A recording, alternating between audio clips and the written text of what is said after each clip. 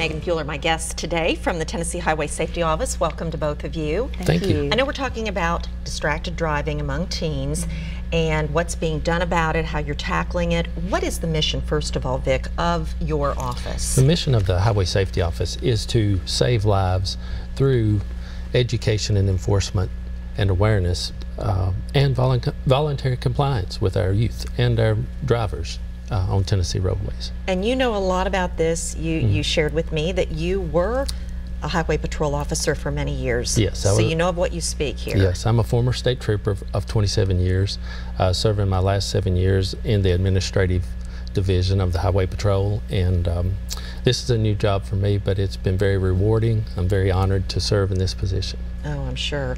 What is considered distracted driving? You know, I think most people probably think, oh, it's texting. We're talking on your cell phone. And it certainly is, but that's not all. No, that's not all. And I go back to a story that my grandfather told me when he was driving on a Highway 56 in the edge of Macon County, and he ran into his father in a curve. And my grandfather jumped out and said, "What are you doing?" He said, "I'm looking up at the trees." So that was distracted driving, and that happened back in the 50s. So it's always been around. It's always been around. However, I think it obviously is more prevalent now with the use of cell phones, and there's so many more opportunities, radios, navigation, for drivers to be distracted. You know, you think of navigation and these helpful tools to get where you're going, but using them can be so distracting. You need to set those things before you take off, right? Set your plan before you go. How big of a problem is it in Tennessee? Are we any worse than other states, or how bad is it? Well, I think it is definitely growing. In 2016, there were approximately 22,000 crashes involving distracted driving. Wow. In 2016, that rose to about 25,000. With teens in 2016, it was around 3,000. Excuse me, around 2,200, and rose to 2,500. So it's on the rise, and I think that's due to a couple of things. One is law enforcement is recognizing distracted driving, and two, drivers are understanding that they were distracted in some way, so they're self-reporting when they have a crash. What are the biggest distractions for our Tennessee teenagers? Well, obviously, without data, I would say our biggest distraction are cell phones. It's very difficult for teens to put their cell phone down until they get to their destination. And it only takes, it takes about an average of 5 seconds to look at a message, read a message, or send a message. And if you're traveling 55 miles an hour, you'll travel 80 feet before in that 5 seconds. Of course, as your speed goes up, the farther you travel in that same time frame.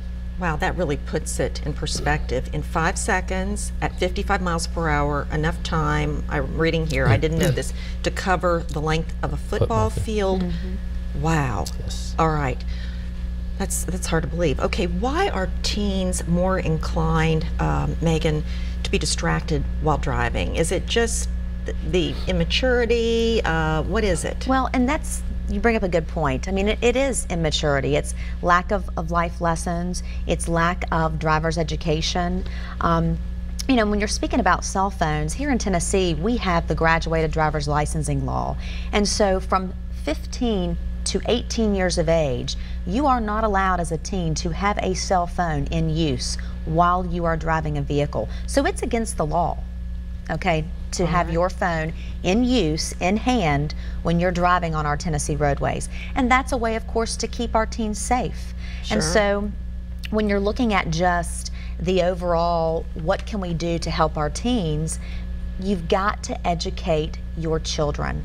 Parents are the big coach here when it comes to making sure your teenagers are equipped when they go out there on our Tennessee roadways to drive a pretty big, large piece of machinery.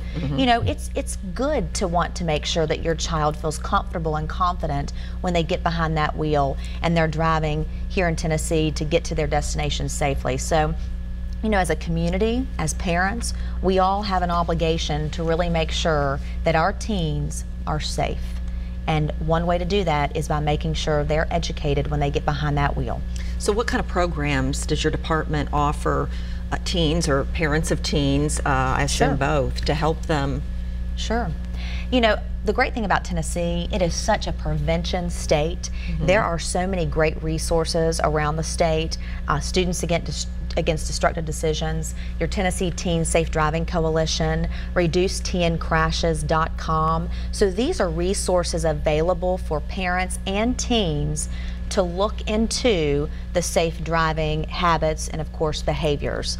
You know, at the Department of Safety and Homeland Security, as part of the Tennessee Highway Safety Office, that is one of our priorities. You know, obviously, we want people, including teens, to make good choices when they're traveling on our Tennessee roadways.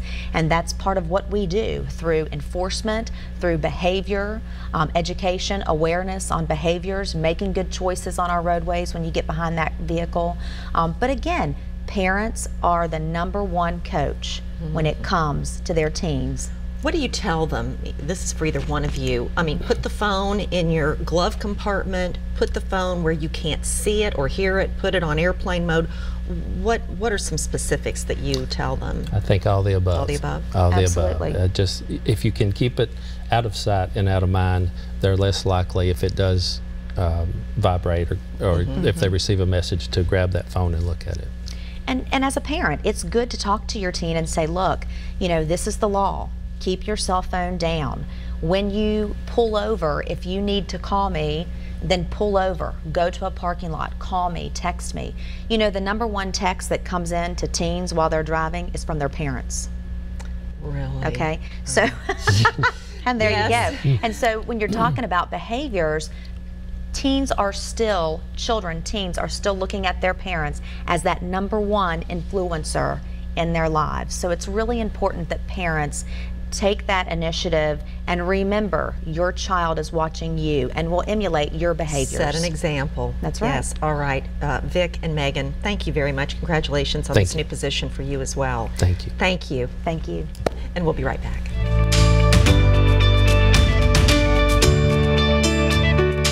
Thank you for watching Community Health Matters. Learn more ways to improve your health at mycommunityhealthmatters.org. And remember, here in Middle Tennessee, our community health matters.